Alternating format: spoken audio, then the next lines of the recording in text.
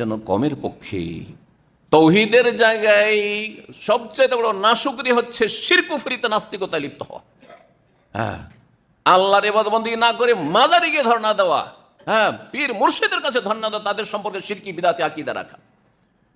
একমাত্র নবীর তরিকায় না চললে নবীর জায়গায় অন্য কাউকে দিয়ে দেওয়া, বুজুর্গকে দিয়ে দেওয়া, ইমামকে দিয়ে দেওয়া, তরিকতের হুজুর কিবলাকে দিয়ে দেওয়া, নাউযুবিল্লাহ।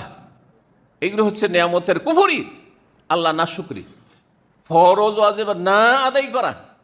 আল্লাহ নিয়ামত দিয়েছেন আপনাকে যে বিছানায় গেলে ঘুম চলে আসছে, সেজন্য ফজরে ঘুমাইবেন আপনি? এটা আল্লাহর হক আদায় করলেন নিয়ামতের, যে আল্লাহ সুস্থ রেখেছেন। কারো ঘুম আসছে না ওষুধ খেয়েও, সপ্তাহ সপ্তাহ ঘুম আসছে না, সুবহানাল্লাহ। আর ঘুম আসছে না, ফজরে ঘুমাইবেন, আপনি সূর্য উঠিয়ে দেবেন, আপনি নামাজ রক্ত পার করে দিবেন। আপনাকে টাকা পয়সা দিয়েছে, সেই জন্য সেই টাকা পয়সা দিয়ে হারাম কাজ করবেন, আপনি হারামে লিপ্ত থাকবেন, অপচয় অপব্যয় করবেন না, নষ্ট করবেন না। সামান্য এতটুকু লাগবে এতগুলো খরচ করবেন, এতগুলো নষ্ট করবেন, আর গরিব খেতে পায় না। আপনার পোশাকের শেষ নেই, কোথায় রাখবেন জায়গা পাচ্ছেন আপনার ছেলে মেয়েদের পোশাকের।